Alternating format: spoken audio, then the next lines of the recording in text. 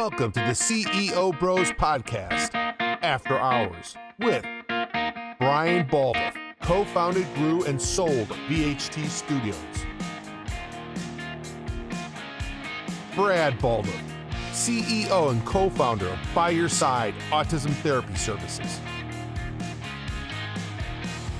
Matt Croak, the consummate entertainer, jack of all trades, and serves as our host.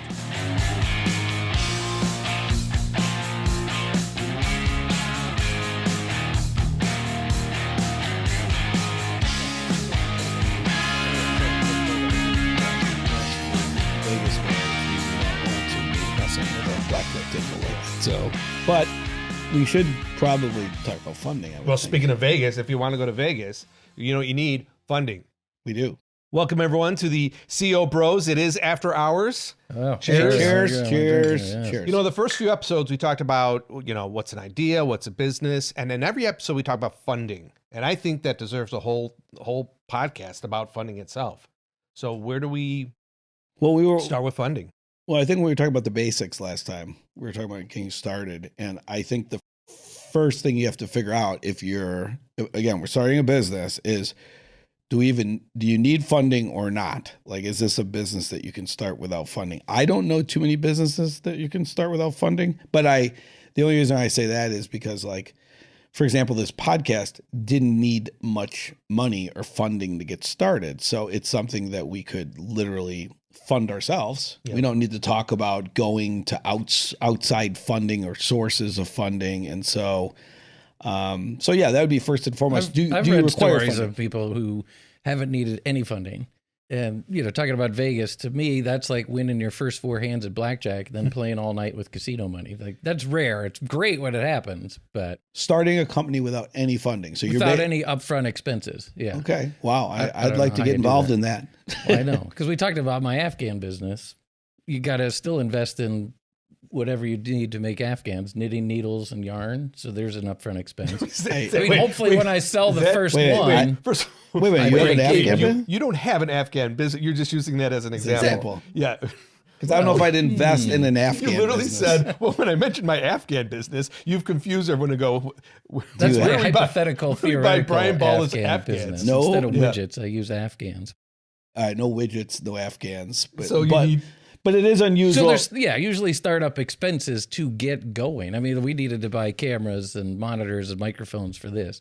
So let's assume that there's funding that's needed. Yeah. Let's say there's funding that's needed, and it starts with the initial funding that's needed. So the startup capital that's needed for any business you want to get underway with, and you going back to the foundational, you know, aspects we said of starting a business. One of them is, okay, so funding, are you doing this by yourself? Because if you're doing it by yourself, you're going to need all that startup capital yourself. And where are you going to go to get that funding? So I think we should just talk about, generally speaking, we should probably talk about sources. Where do you get that capital from to start? Yeah. So, yeah, I mean, generally there is yourself, and there's pros and cons to that. And then, you know. But Brian, don't you think that you should, I've always thought you should put some amount of money in yourself to demonstrate if you're going to have any other partners involved. I mean, I think they want to see, like, okay, Brian's got skin in the game on this. He's not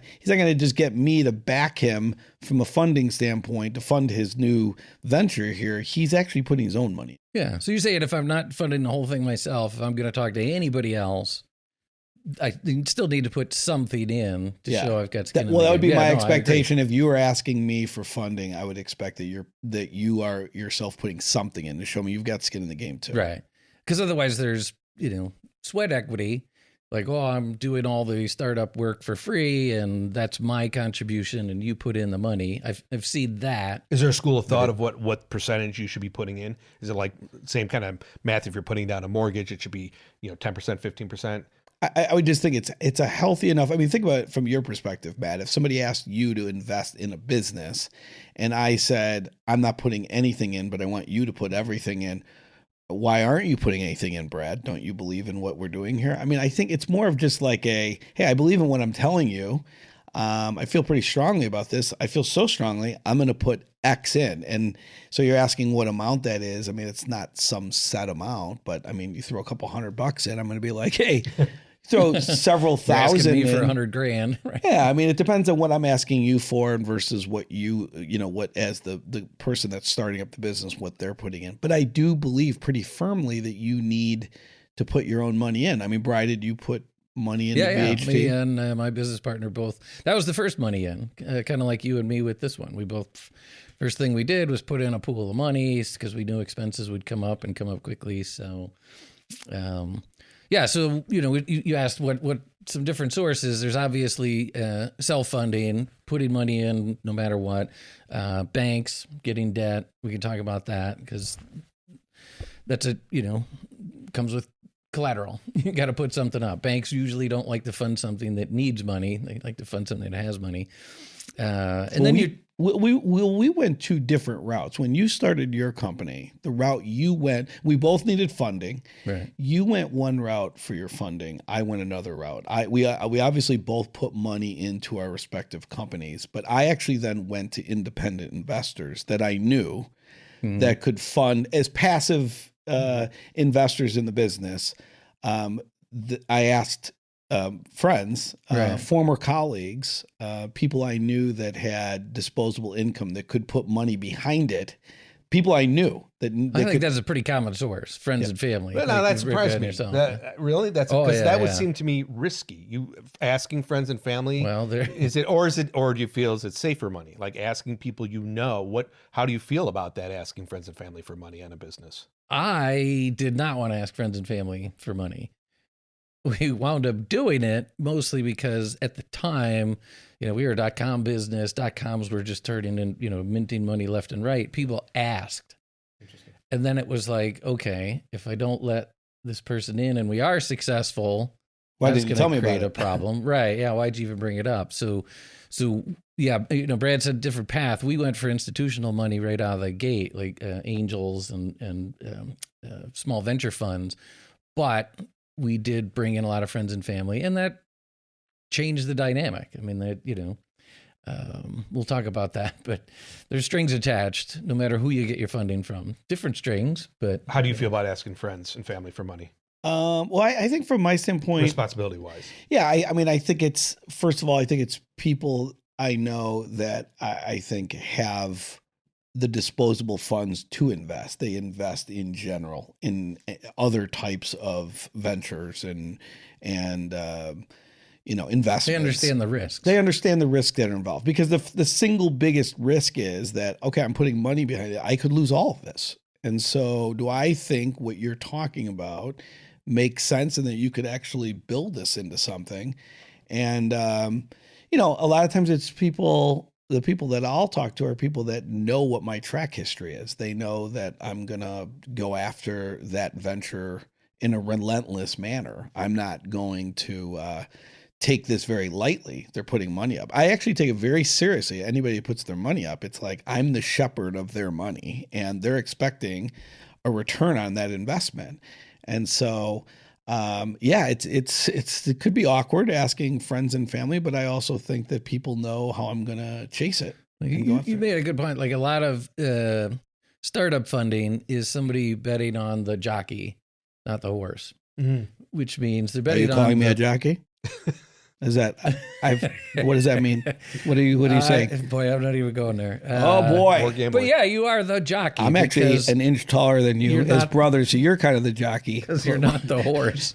No offense to our jockey viewers out there, the people that like riding horses. It just means that they're betting on the person. Like Brad said, he had a track record. People trust him, respect him, because ideas are a dime a dozen. Everybody's got a great idea. If you haven't proven out an idea, it's very hard to invest in it. So I'm investing in you, and usually initial funding, startup funding, is prove out the idea. Here's enough money to prove out, does this work? whether it's get one store operating or get one podcast on the air or get one Afghan delivered, whatever.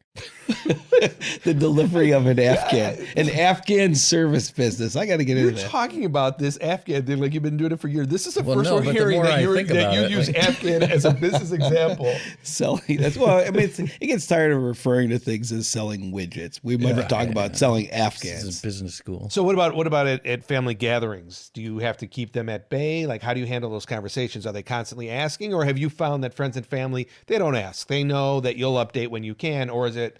Look again. It's all about the profile of the person you're asking, right? I mean, there's people that just don't invest, or they're not educated on investing. You're not going to go and tell those people about throwing $100,000 or $50,000 or even more into a business venture if they've never done it before. I mean, these are people that have experience in doing things. They understand, as Brian mentioned, the risks that are involved. So those are the people that I'd be more likely to ask. But it does go back to the original point is, okay, are you going to do this? Talk about foundational. Are you going to do this business on your own? Or if you're not going to do it or you need funding, if you can't put the funding up, all right, now you're taking partners on. So you're going to be giving up equity in your business, right? So you got to determine how much equity you're going to give up for that funding, that initial startup capital. And it's something that we needed at by our side when we started the business. Our startup capital was close to $500,000 to start the business up. So that's not something I could just go in a bank account and pull that out. You knew up front from your business plan, here's what we need to get this off the ground, prove the concept. Yeah. And so it was like, look, we need $500,000 to get this thing going. Why $500,000? Is that how long does that last you? When you're looking at fund, if you're a new entrepreneur, what's the runway? Yeah. How long do you have to look ahead for someone who's looking to start a business? Say, if I were you, I would look this far ahead to get funding. Yeah. So I mean, from our standpoint, it was basically everything we needed in the lease to get the real estate, the equipment, the supply, the therapy supplies, the furnishings, and then you've got to account for a burn rate. Mm-hmm. In the case of the business we had, the burn rate of the expense for the salaries that would take, because you have to have the people there. You can't start marketing to sell your product or service, and then the product or service gets sold, and the customer comes in, then you don't have the staff there. So you basically are paying your staff, you're paying your employees. And that's called your burn rate. You basically are burning through the expense of the payroll, and how long can you let that go before the revenue coming in begins to offset it and you get to a break-even proposition. So we had projected about a 2-year burn rate, a year, 18 months to 24 months that this was gonna take to build out, have staff ready to go, new clients come in, be paying their salaries for the expense side. So that's all proposed to the potential investors and say, hey, this is what this is going to cost us to get this off the ground. And I need X funds to do that. Just like in any other business, you need funding to do that. And you got to think, well, what am I willing to give up for that? And it's definitely it's definitely a stressful process, because you're not going to get anything off the ground unless you have your startup capital. So you got to figure out where it's going to come from. So I know Brian did as well. Brad, he had a 2-year burn rate. What was your burn rate? Do you remember? Or the window you're expecting to get some funds recouped. We got old guy here. It was probably about a year, because the next step is growth funding or expansion funding. So I think I brought our business plan previously. We had certain milestones. Like a lot of investors want to know, what are the milestones? Like, what are the key things that you're going to accomplish so that I know you're on track and, we're not off track. So we maybe had 3 or 4 milestones that we said, this is what we're going to hit before we're going to need additional funding to continue the growth, continue the momentum. And, it's different than like if you're starting a restaurant or something, typically. And I only say that because we talk about this all the time. My hat's off to whoever starts a restaurant. It's a tough business. It's a tough life. It's tough, but I'd still like to do it. I still like. Well, I think everybody would like. Everybody would like to challenge, or because you believe in it. What makes you as an entrepreneur want to start a restaurant? I just think it's definitely a more challenging line of business, but that doesn't scare me. It's something that I would like to do at some point in time. It's a different set of challenges. You still have to raise funding. You still have to get your startup capital. You still have your operating capital, your operational expense. And no, it's just something I would like to. It's a challenge I'd like to do at some point in time. We were going to open a restaurant at one point. I had the funding secured. We thought up to a certain point in time. Luckily, we did go ahead with it because it was right before COVID. But yeah, I mean, no money lost on leases or anything.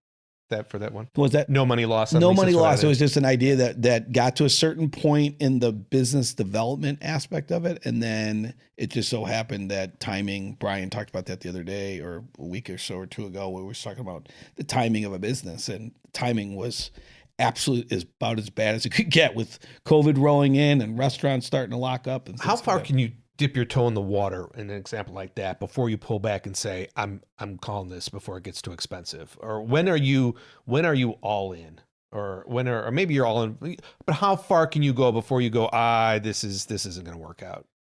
Well, it's kind of that runway. Like you got to understand how far, and we'll talk about cash. I mean, cash is king. What's your cash flow? Brad talked about that break-even point where, we talked about this also. You got to get customers as quickly as possible to start covering your expenses. So, because that's all you've got up front. You've got all expenses. How your big initial are your expenses? That's why I was going with the restaurant. Is generally they need equipment. They need ovens and tables and chairs and stuff. Licenses, alcohol and. Well, I was thinking more of the assets that a bank will give you a loan on, because then they could just recall that if you fail on the loan, but. What you're on the hook for. It's like, okay, my loan payment is, $1,000 a month. My lease is $1,000 a month. My salaries that I'm paying people are $1,000 a month. You got to be very honest with yourself. If you don't see a clear path to hitting $3,000 in revenue per month before your cash runs out, like that's kind of a come to Jesus moment. We had one. For us, it was, we started back in 98, but in 2000, when the .com implosion hit, that was kind of a come to Jesus moment for us because we weren't profitable. We were spending on growth, and then all of a sudden the whole world came to a stop.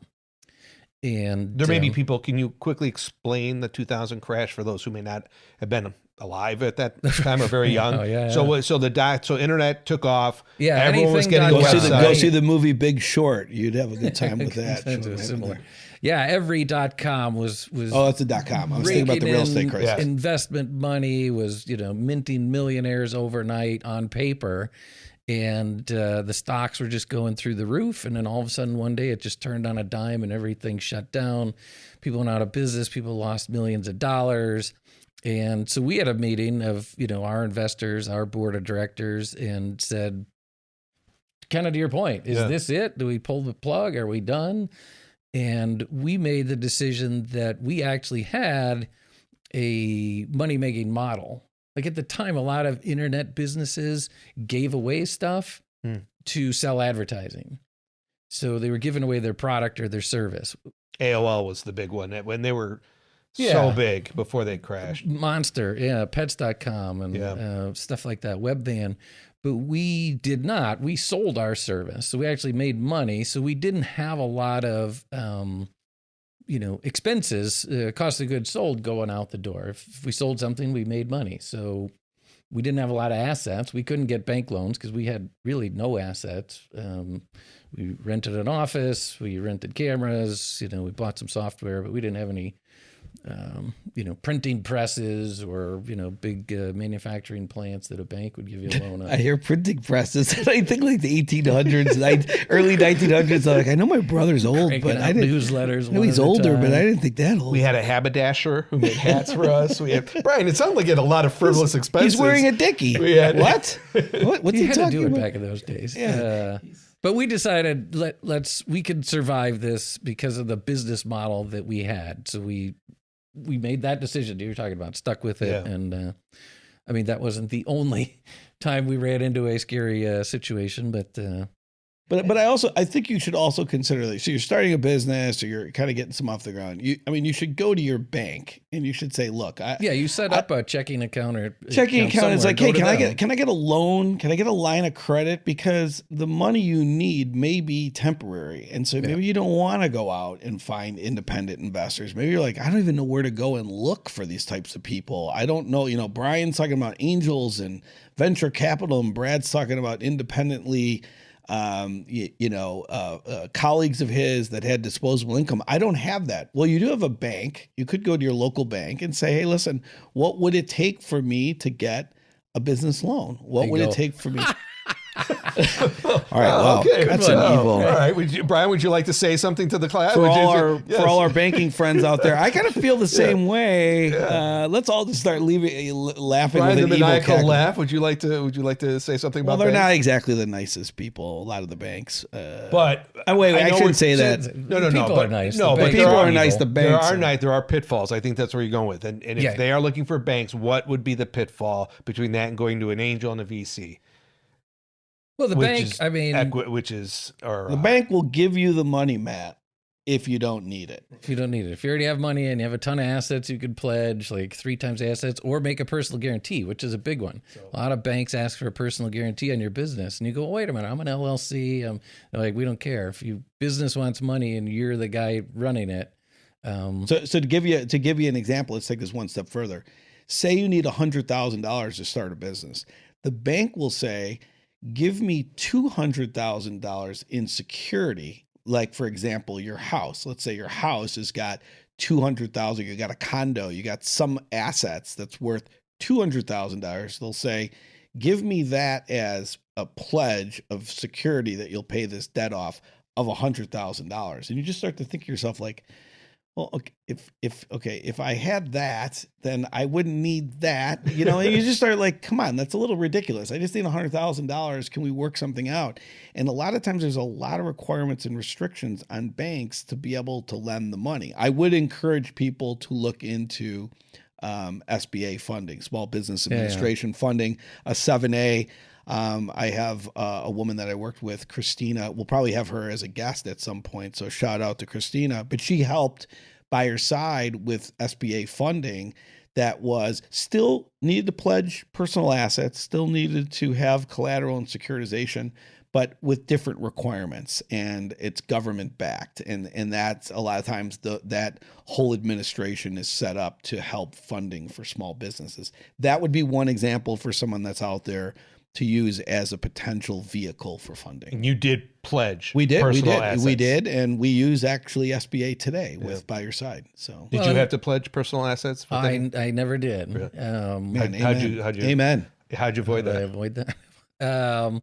Well, I passed on a lot of funding.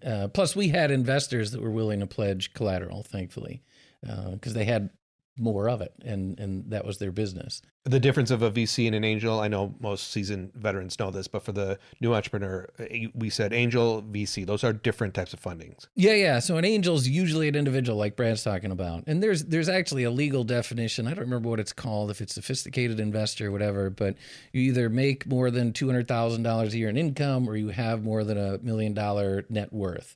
The government has decided those people understand investing and are, able to take the risks. So those are typically an angel, and there's a lot of angel networks, like, wealthy families get together and they review business plans and they go to pitch sessions where people pitch their business. Like a mini Shark Tank type. Yeah. And then a VC is what they call institutional money. I mean, that's a firm. So they raise money from, pension funds, from wealthy families, from other investors. They pool it, and then they make investments generally in startup businesses. Risky, their model is we're going to invest in 10 businesses, 8 of them are going to fail, one's going to be a double, and one's going to be a grand slam that pays for all the rest. That's kind of their typical model. So that's how things like Netflix were funded, and Google and Meta originally, because they could put in big money to come in and dominate a market right from the get-go. But they have expectations. Like, we're putting this money in, you need to put it to good use. You need to put it to good use immediately. And it's a different relationship than an angel. Again, an angel's generally investing in the person. VC's probably more so investing in the business model. Does this model think of it this way too: is you go to an independent investor, you go to an angel, you go to VC, you go to private equity. Any one of those is going to take a major dig of equity from your company. If you fund it yourself, you get a bank line of credit, you get a bank loan that you can pledge security or collateral for that. You can maintain all of your equity, which is depending on how much money you need for the business. Because if you're starting something that's a smaller, an online store, you're selling apparel, you want to sell a product, you don't need to go sign some big lease or get space somewhere in a strip mall or whatever it may be, and you want to do something more online. You've got less out of pocket costs, and you can fund it yourself. That's the route I would encourage you to go with a bank line of credit.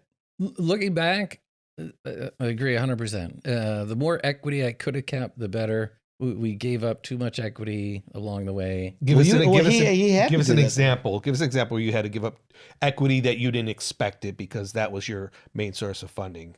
Can you think well, Brian, when you said that, you didn't pledge your own security or collateral. Yeah, so you didn't pledge your house. You didn't pledge any assets you had. Right. He brings in outside investors that you didn't have to pledge your kids. That's a good one. You didn't have to pledge. You didn't have to pledge any security at all. He said the outside investors did. Well, guess what? They're not doing that for free. So they're grabbing his equity. I own less of the company then in the end.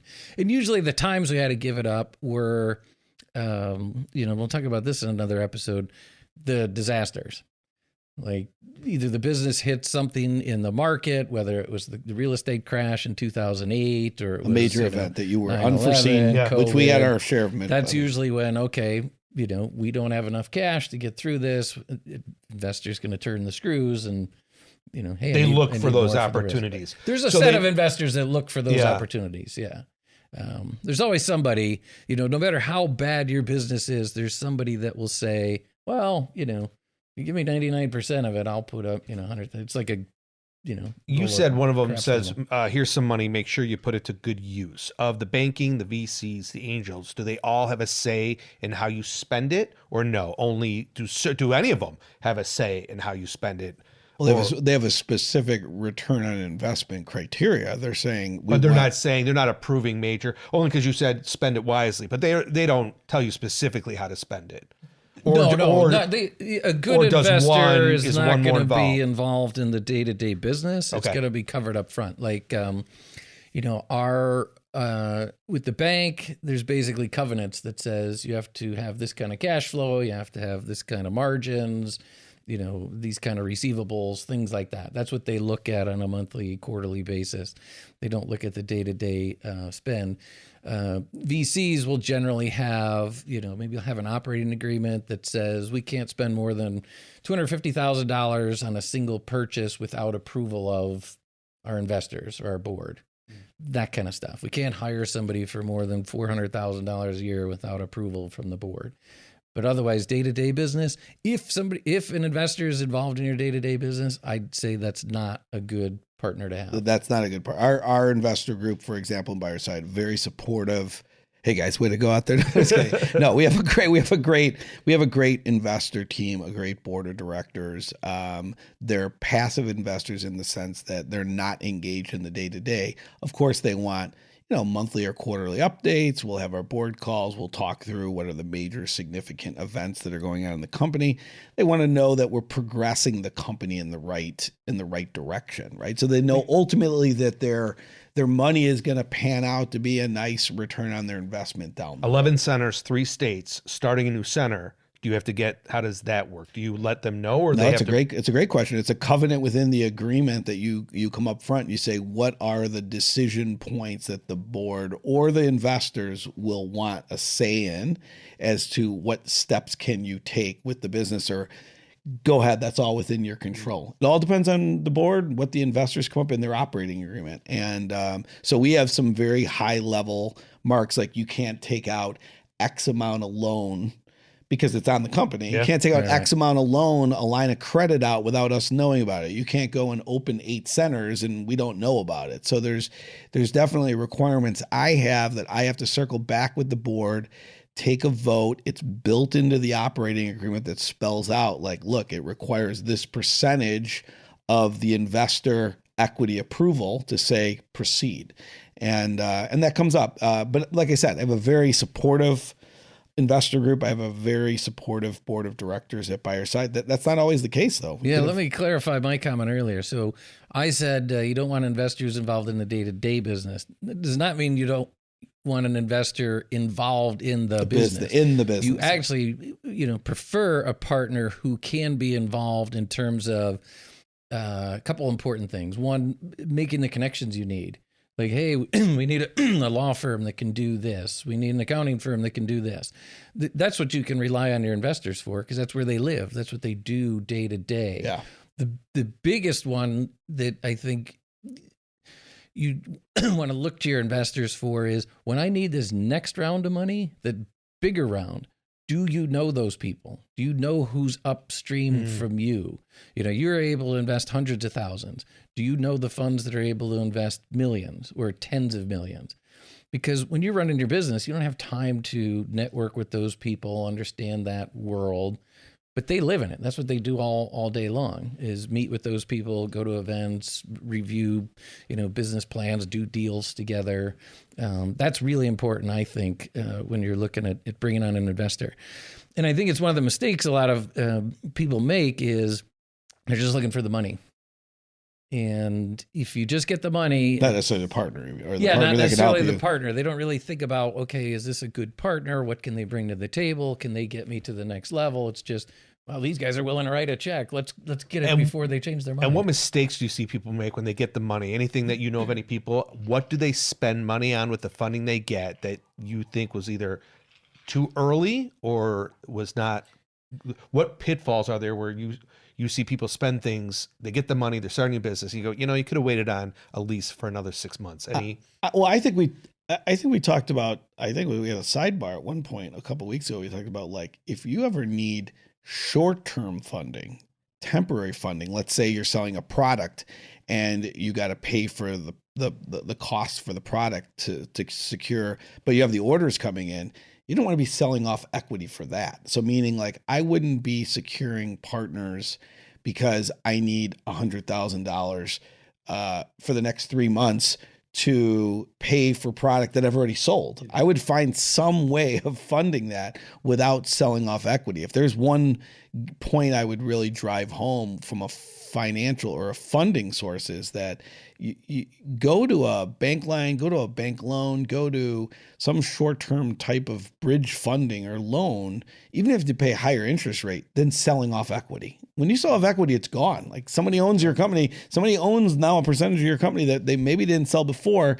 4 months later, that loan's already paid off. Company's growing, and now somebody owns maybe 10% more of your business, 20% more of your business, and that doesn't come back. You lose it.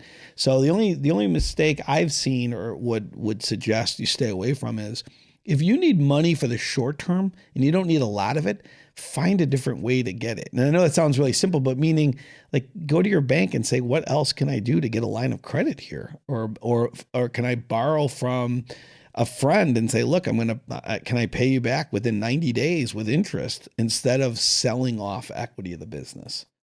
Worth repeating for step 4, because even watching Shark Tank, it's kind of bugs you a little bit, which I never thought before. When you hear people say, what do you need the money for? And you go product, and your reaction is like, no. And it's what Brad said, but it's just another way of saying it, right? I mean, Right. And sometimes you'll see them, like, I think Kevin in particular will say, well, I'll provide you a loan, it was Brad's talking about, go to a bank. There's a lot of investors who would prefer to structure something as debt, and because debt gets paid back before equity. Like, so if the business folds, the people who loaned money get their money back before the people who invested money. So you'll see investors ask for that. There's a thing called convertible debt, where, okay, I'm going to give you a loan, but at my choice, I can change it to stock at any time. Where you'll see, Kevin Leary does a lot of these. I'll give you a loan, but you give me $1 from everything you sell until my loan's paid back. and then I get, warrants or options to buy shares of your company after that, or I get 25 cents on the dollar after that. There's a lot of ways to structure things when it's, like Brad said, a short-term expense. It's not an investment in a It may not have been your best memory, but I extended a short-term loan to Brian. I don't know what. I think he bamboozled me at the time that he needed the money. I don't know if it was for growth capital or survival capital at the time, but the reality I'm is sure it was growth capital. But they And you did it. They need money short-term. He needed it for He charged me like 18% interest on it, so he's not. What a brother! What a great brother he is. No, it's like he needed money for like a 90 to 120 day window to service product to bridge a gap in a seasonal aspect of the business. That actually happens with us a lot. And at by your side, there's a seasonal part of the business where cash starts to slow down. You're like, okay, we need this operational cash. Where do we get it from? And you don't want to go sell a portion of your company off to get access to that cash. You need it short term. So of course, my brother asks me for short term money, and I hang him out to dry. I basically say I want all the equity or no. You guys want to hear a good story? I can tell you one. Oh, I I hope it involves Afghans. I can work it in. If somehow. you can work it in, please. Yeah. So, by the way, you should have one of these habanero chips. They're delicious. Glad to see we have snacks now. Amber, we're really moving up. Habanero chips. You should try some of these. They're delicious. So we ran into one of those events out of our control that totally effed cash flow. Had to sit down and say, okay, is this a temporary thing or is this a planet killer? Is this going to kill the business? So it's a temporary thing. So in looking at all of our options and the immediacy of this, I went and said, I called my stockbroker and said, hey, is there any way to get money out of my IRA? So your retirement account, my retirement account, yeah, for those people that, and he said, not without massive penalties and stuff like that, which was going to make it unattractive, but it was kind of a miracle looking back. He said, you know what, I'm retiring, otherwise I would never say this to you, but when you take your money, when you roll your money to a different IRA, you've got 90 days to do it. He said, so if you close your account with me, we'll give you a check, you've got 90 days to put it in another fund somewhere. And I'm like, this problem isn't going to take longer than 90 days. Could be a 60-day problem. Yeah, I hope, because like I said, I don't want to risk my retirement money, but I did it, and we were able to get through that gap. That's fantastic. And the crazier part of this is, I talked about the .com implosion in 2000. So I had to sell all my stocks in my IRA, take the cash out, use it for the company, rolled it into a new IRA. Didn't have time to buy stocks. I just put the cash in there and left it. In the meantime, the stock market dropped 50%. I would have lost half of my retirement in 2000, but because I used it to fund the business for 60 days and then didn't reinvest it. Wow.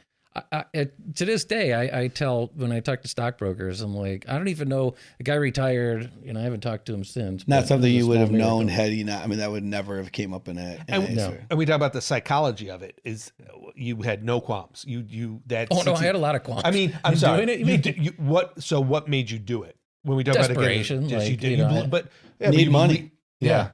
Need money, and where else am I going to get this money from? And then somebody comes and says, you have this option to use. It's a 90-day option, but you have this option. It's like, well, I don't have any, I don't have plan A, B, C, and D. I have no plan right now. So, wow, this actually maybe makes sense. So, Brian could be telling a completely different story had that temporary need for money been 6 months, let's say. He had a 90-day window. It worked, Do you remember how long the window lasted? How long did it take you?